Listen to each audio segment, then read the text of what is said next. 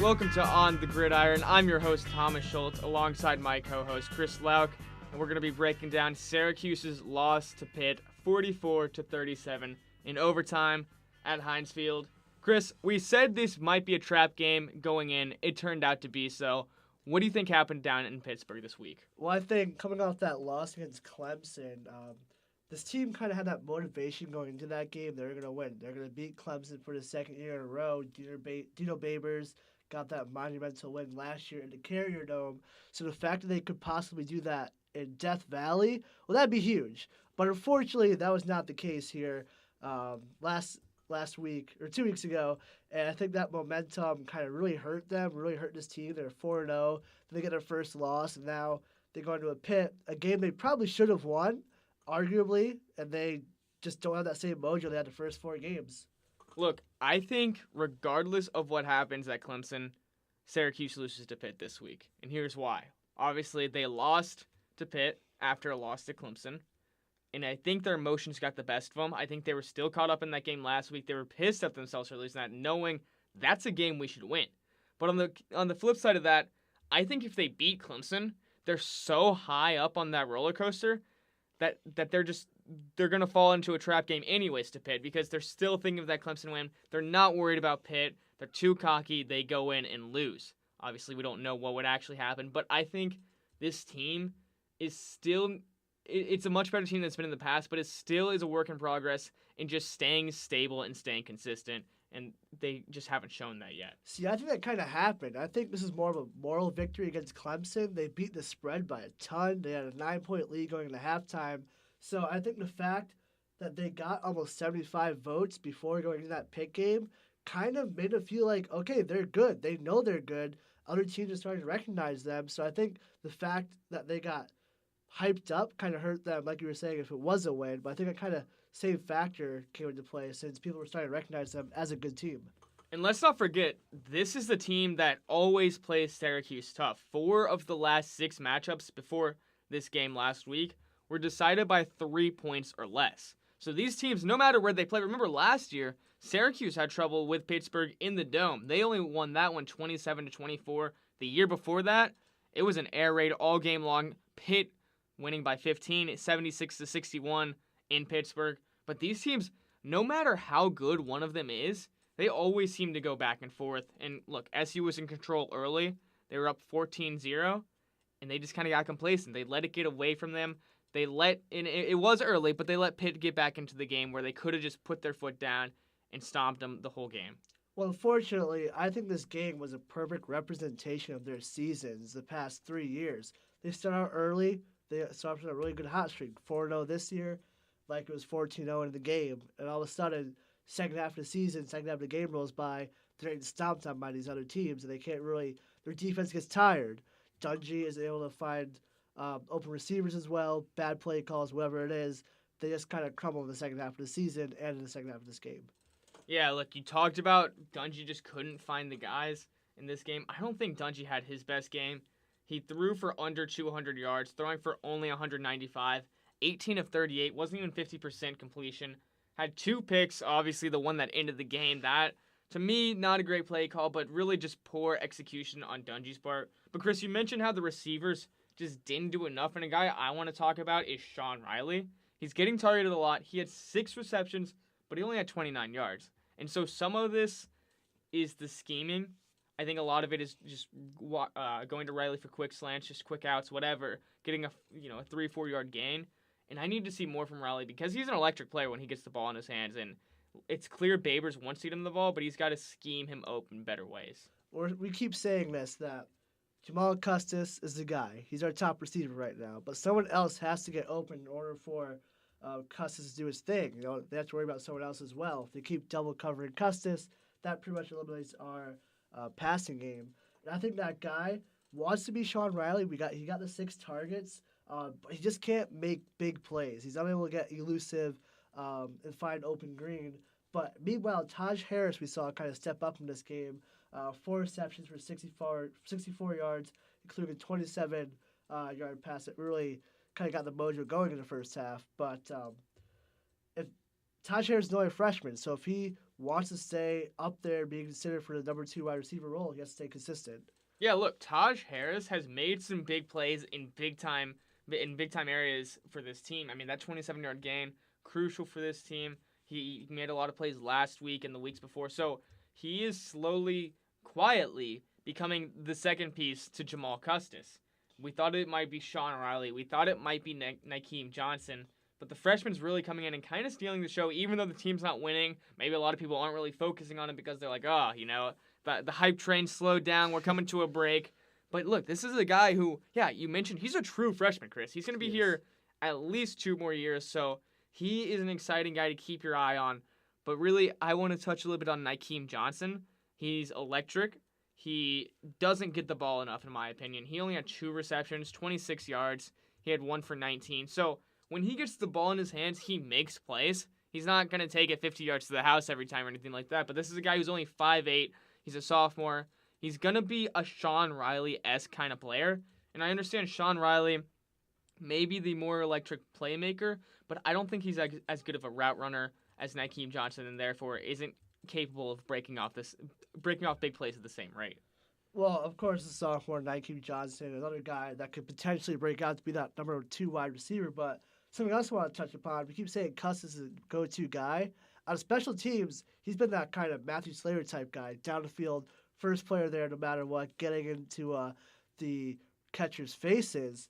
But down the field, we've seen this time and time again. We saw it in the Clemson game a couple of times. When he goes for the deep ball, he's not able to keep that route kind of in motion. He kind of slows up to find where the ball is, and that kind of affects where the ball is thrown. So it looks like it's overthrown, but if he keeps his route full speed, he most likely catches most of these balls. But in this game, he got away with one. He clearly, on the review, stepped out of bounds on like a 47-yard pass, I believe it was. But he got away with it. Syracuse and Coach Babers called a quick play after that, which didn't allow Pitt to call a timeout. But I think in order for this passing game to get going again, Jamal Custis has to get open downfield. Yeah, Jamal Custis, he's a guy who has all the physical traits that you want in a receiver. This is a guy, he's 6'5", he's 213 pounds, and he runs a 4.5. I mean, what more can you ask for out of a receiver? The only problem with Custis, he's got some problems with drops, and like you mentioned, he doesn't always run the routes like a quarterback, like a coach wants him to. You got to keep going, because Dungey, this is a guy, he's a senior now. He knows what he's doing. He's going to throw the ball where the receiver should be. Correct. And Custis, it's his first year starting. He's still in the process of learning the routes a little bit. So I think a guy like Nykeem Johnson could pair perfectly with him, because you got that guy who's kind of a quick slant option, kind of a shifty guy, elusive, your slot receiver. You got Jamal Custis in the Z, the X, wherever you want to put him, the outside receiver. Now also you have Taj Harris, who's really becoming that second outside receiver, which, look, if you have 3 potential options, I mean, you mix in Sean Riley there if you want to. Right. That's a dangerous team you got there, a dangerous wide receiver group. That allows holes for the running back position. And we saw Dante Strickland have a bit of a better game this week. Obviously still not, running back 1 numbers, but he had 8 attempts, 48 yards, which you might say, not great. He didn't get 50 yards, but look, that's 6 yards per attempt. This is a guy who never averaged over 4 in his career, so clearly a big step up from the running game as well. Right. We also saw the freshman Jarvian Howard with 2 touchdowns. He's kind of gone into that goal line type of running back, that LeGarrette Blount kind of player. But back to receivers, one thing I want to touch upon. You said we could potentially have 3 number 2 guys if the world is great to us and everything works out perfectly. But I think in reality, one of those 3 guys is going to have one big week aside from Custis. I think between those 3 guys, someone's going to step up. This week it was Harris. In weeks past, it's been Riley. I think this is going to be one of those 3 guys for a wide receiver 2 spot. This is going to keep alternating. They're going to keep fighting for a spot. No one's probably going to beat out Custis for number 1, obviously. But I think it's kind of a wide receiver 2 by committee as opposed to number 1 solid guy coming up. Yeah, I mean, last year you had Irv Phillips, Steve Ishmael. Right. Obviously, kind of those are the 2 go-to guys. Steve Ishmael is going to have the more productive games most of the time, but Irv Phillips will get his share as well. This year, you're kind of seeing a by-committee approach, like you said, Chris. I mean, against the UConn, it was Sean Riley and Nykeem Johnson. Right. Those 2 combined for 13 receptions, 198 yards. So These are guys who can make plays, and those are your shifty guys. Those are your small kind of slot kind of players. Taj Harris and Jamal Custis didn't have as good a game against UConn, but like you said, it's really just going to depend on the game. Well, we can talk about the offense all we want, but the defense really struggled. You saw in the second half, they were really burnt out, just like in that Clemson game, which, once again, it was the running game that really affected us. They gave up two players for Pitt, had over 100 yards rushing, and that's just about what Etienne did against us for Clemson. He had almost 200 yards himself. So back-to-back games where almost over 200 yards been giving up. That's just not acceptable for this team who wants to go to a bowl game. Yeah, and Alton Robinson was really the only defensive player who had a great game. And when I say great, I mean a great game. He had 8 tackles as a D end, which obviously you can say, well, you don't really want your D end making 8 tackles because that means the other team's getting a lot of possessions, a lot of snaps on offense. But this is a guy, he had 4 tackles for loss. 2 of those were sacks. He had 2 forced fumbles in this game and hit the quarterback 2 other times. So he was really stepping up, doing it all. But it's the linebackers who need to do more. And that was kind of the problem going into this game. They're inexperienced. There's 3 of them that are just really inexperienced who don't really know the college football environment yet. And that was kind of the problem going into this season. Yeah, you got Keelan Whitner, Andrew Armstrong, and Ryan Guthrie. They combined for 26 tackles, which, I mean, that's great. But at the same time, like I said earlier, you don't want him to have that many tackles because that means, hey, there's a lot of offensive snaps on the other side of the ball. Clearly, I think for me, this goes back to a problem with the Orange is the New Fast, the up-tempo offense of Dino Babers. The more up-tempo you get, the more time your defense is going to spend on the field. And it showed in this game, Pitt had 5 more minutes of possession time over Syracuse. Well, I think fortunately for us, that wasn't really a big factor. When you put up 37 points, you should win that ball game by maybe not a landslide, but you should be able to come out of that game feeling good. But when you're giving up 44 points, go Orange. That's just not what you want out of your defense. I think the secondary was not themselves. We didn't see much from Cisco, who's one of the top secondary players possibly in the country. He led the interceptions in the first couple of weeks. But yeah, this defense just did not play well and did not. We see 2 separate defenses this season. We see the defense against FSU that only allowed 7 points to a 5-star quarterback in DeAndre Francois.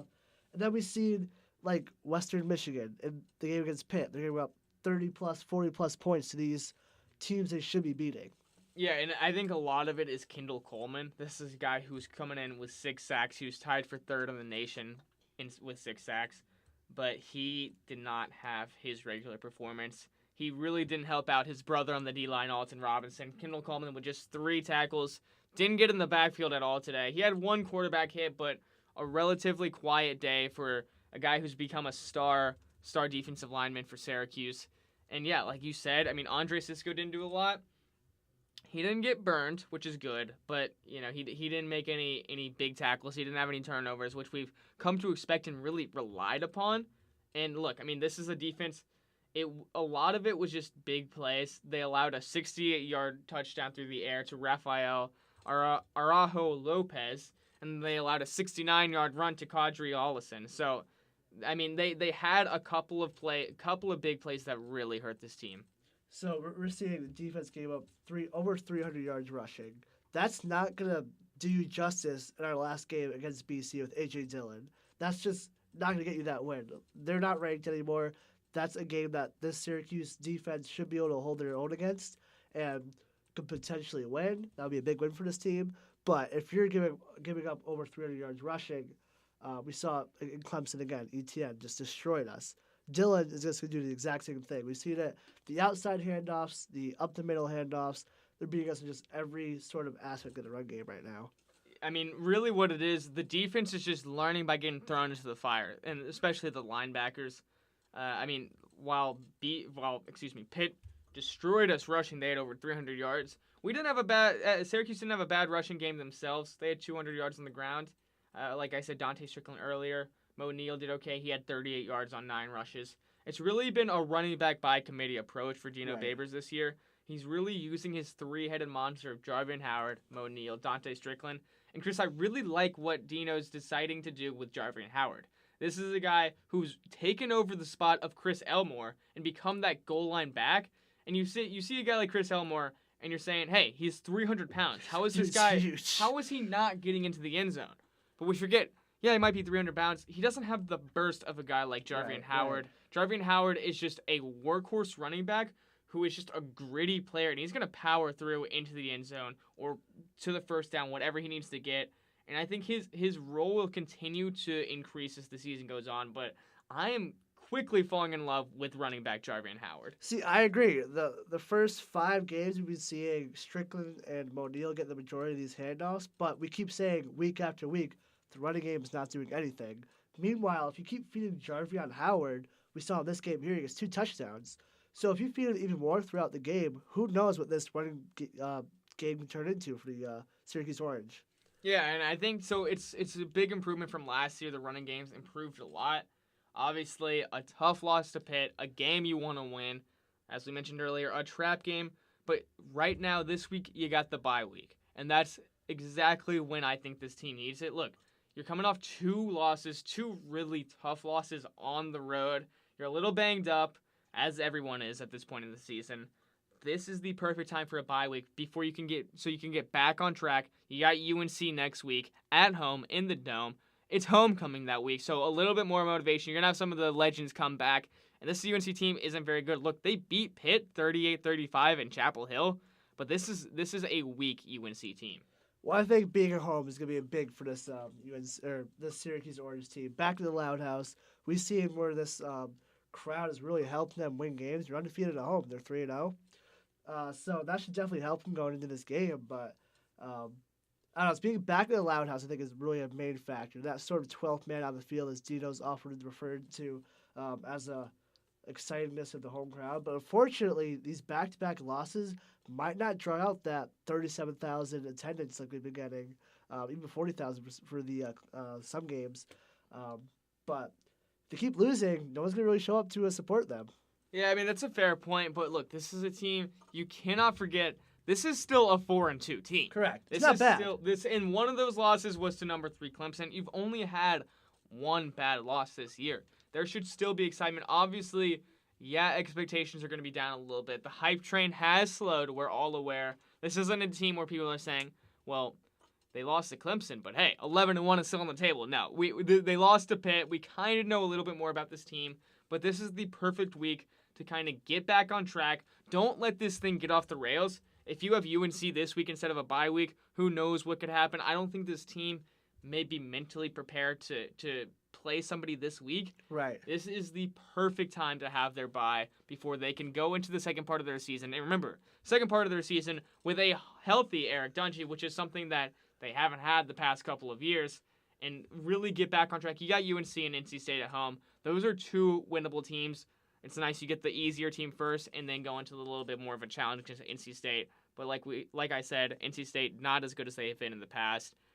Great opportunity for Syracuse to get back on track. Not only is Dungey healthy, they've improved the number 2 guy too. Tommy DeVito, the 4-star, he beat a big name school in FSU. Now, whether FSU is good right now, it's another story. But being a big school like that, he proved himself. He can go down the field. He can score a touchdown. He had a rushing touchdown and a passing touchdown in that game. He can do it both. So let's say Dungey has to sit out a couple drives, maybe even for a whole half. That's not a problem for the Syracuse team this year. We saw it last year. We had a quarterback 2 by committee. We saw Culpepper get in the game. We saw a bunch of different guys play. But now we have a solidified number 2 guy in DeVito that can definitely help add a little more depth down the field. And if Dungey isn't producing in one game, maybe you pull the trigger, Dino pulls the trigger, and puts in DeVito for the second half and see if that gets some sort of different look for the offense. Chris, you're a big believer in Tommy DeVito. Of course I am. I like him. I still think it's Dungey's team. I don't think you pull Dungey, even if he's having a bad game. I mean, maybe, but probably not. This is his team. It's his last year. But look, like you said, I mean, they do have a capable backup. They've got a guy who's proven himself. He had a great game against FSU, and like you said, Florida State isn't what they usually are, but still, big-time program, a team that people thought was going to come in and beat Syracuse, and Syracuse, with the backup quarterback, defeats Florida State. But yeah, I mean, if Dungey does happen to go down, which isn't impossible, we've seen it in the past, it's probably more than likely, if we're being honest, you have that capable backup, which is something that Syracuse really needs, because yeah, in the past, when Stungy goes down, the team goes down with him. This year, different story. Yeah, just having that depth is definitely key down the field. We've seen it for the NFL. We've seen it in the MLB. Having versatile backup guys is definitely clutch. As your bench, give some guys some rest. Any predictions for the remainder of the season, though? We got BC left. We got Notre Dame. Probably the two highlights. Louisville could be a highlight, but they're also not themselves without Lamar Jackson either. Look, I think that loss to Pitt really hurts. I think right now, 8-4, 7-5 is probably what we're looking at. Because before Pitt, we're saying, look, they only lost to Clemson, and they barely lost to Clemson. This is a team who could run the table. You know, maybe they lose to Notre Dame, maybe they lose another one, but probably no worse than 8-4, 9-3 after Pitt. A little bit of a different story. I mean, these are still tough teams they've got to face. They've got Notre Dame in Yankee Stadium. That's going to be a tough game. NC State, too, I forgot about. It's also ranked now. NC State, a good team. Not as good as they were last year. Still a team that Syracuse can beat, but that's going to be a tough matchup. They have them in the Dome. It's Parents' Weekend, so there's going to be a lot of support. The Dome should be rocking. Maybe we'll see. To be determined after the UNC game. But look, you got UNC. I think 7-5. I want to go 8-4, but 7-5 is where I'm going. I think you're going to lose to Notre Dame. You're going to lose to Louisville. Or you might lose to Louisville. I think you lose 2 of 3 against Boston College, NC State, and Louisville. And then you lose to Notre Dame. So that's 5 losses. But we cannot forget, obviously, that's not as good as we had hopes of after going into the season once you're 4-0. But look, 7-5, that's a great turnaround from 4-8 last 3 years. Yeah, I agree with you. After that Clemson almost win, I had high hopes too. I was looking at like maybe 10-2 as a potential. But after that loss to Pitt really hurt it. But I agree with you. 7-5, maybe 8-4 if you could get 2 out of those 3 wins. Or maybe all 3 of them. But 7-5 definitely looks more likely. And we also have seen this kind of repeat where the second half of the season, this team really drops off the face of the earth. They get tired. But it definitely shows in games like Clemson where they can't stop this running game. And if they're tired last year, the second half of the season, this year, if they get tired the second half of the season, we're facing a 5-star running back in A.J. Dillon who can definitely tear apart this defense if they're out of their toes. And that goes back to the bye week, as that now is the time to get back on track because it really doesn't get any easier from here. It only gets harder, and this is your break, so you got to take advantage of it. But yeah, like Chris, you said, I mean, look, this is going to be a tough road ahead. You got some good teams. These are teams that are all beatable. Notre Dame's tough. They're number 5 in the nation right now, so they're moving up there. I don't know if that's a win, but those other 3, I think those are teams who are around the same area as Syracuse. I agree.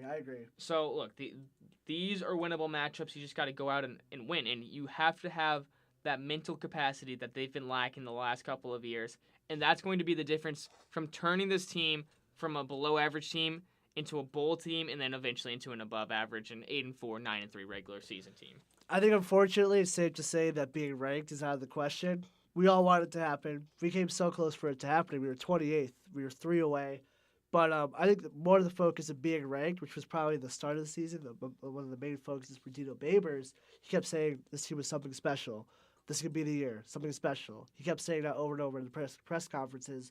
But I think now the focus is don't focus on dropping off the face of the earth in the second half. You got to make sure you get to a bowl game because if Dino Babers has 4 in a row, 4-8 seasons or worse, maybe, that's a big question mark for him. I want to see this team show a little desperation on the field. I want to see them show a little panic coming in against UNC. Show some anger. Show me how mad you are and how disappointed you are in yourselves for losing to Pittsburgh. Because, look, Pitt always plays you tough, but that's a game you expect to win. I want to see that coming into these next games. I want to see some fire that leads this team to a couple of wins right off the bat, right out of the bye. Get you to 6-2. Don't have to worry about the bowl eligibility questions anymore because guess what? You're there. But, yeah, I mean, like you said, Chris, just not the same team we've seen in the past. But it's a perfect time for a bye week. Then you got UNC, NC State to end October. This has been On the GirdIron. I'm Thomas Schultz alongside my co-host, Chris Laub. We'll see you next week.